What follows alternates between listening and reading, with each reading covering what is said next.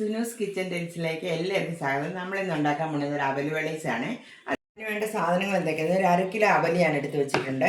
ഒരു കുറച്ച് ഒരു 1.5 സ്പൂൺ എള്ള് വേണം. പിന്നെ ഒരു 2 സ്പൂൺ കടലപ്പരിപ്പ്, ചെറിയ പട്ടാണി കടലയുടെ അത് എടുത്ത് വെച്ചിട്ടുണ്ട്. കുറച്ച് നെയ്യ് വേണം. കുറച്ച് ജീരകപ്പൊടി വേണം. ഒരു അരമുറി തേങ്ങ എടുത്ത് ഞാൻ വെച്ചിട്ടുണ്ട്. അപ്പോൾ ചീനച്ചട്ടി ചൂടായിട്ടുണ്ട്. നമുക്ക് അതിലോട്ട് അവൽ നിന്നിട്ട് വറുത്തെടുക്കാവേ. അമ്മയുടെ അവലൊക്കെ ഞാൻ വറുത്തിട്ടുണ്ട്. ഏകദേശം നിങ്ങൾക്ക് കുറച്ചൊരു പൊരിപൊരാന്നൊരു സൗണ്ട് കേൾക്കുന്ന തരത്തിൽ വറുത്താൽ മതി. നമുക്ക് ചീനച്ചട്ടിയിൽ നിന്ന് മാറ്റാം. ആദ്യം 1 സ്പൂൺ നെയ്യ് ഒഴിച്ചു കൊടുക്കാവേ. അതിലോട്ട് നെയ്യ് ചൂടായിട്ടുണ്ട്. നമുക്കതിലോട്ട് ഇച്ചിരി പൊട്ടുകടല ഇട്ട് കൊടുക്കാം.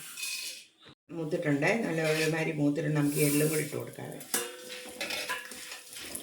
അപ്പോൾ നമുക്കിതെല്ലാം മൂത്തിട്ടുണ്ട്. ഞാൻ കോരി എടുക്കാവേ. അതിലുള്ള ശർക്കരപ്പാനി വെച്ചു. ഇപ്പോൾ നമ്മൾ ശർക്കരപ്പാനിയിലോട്ട് നമുക്ക് തേങ്ങ ഇട്ട് കൊടുക്കാവേ.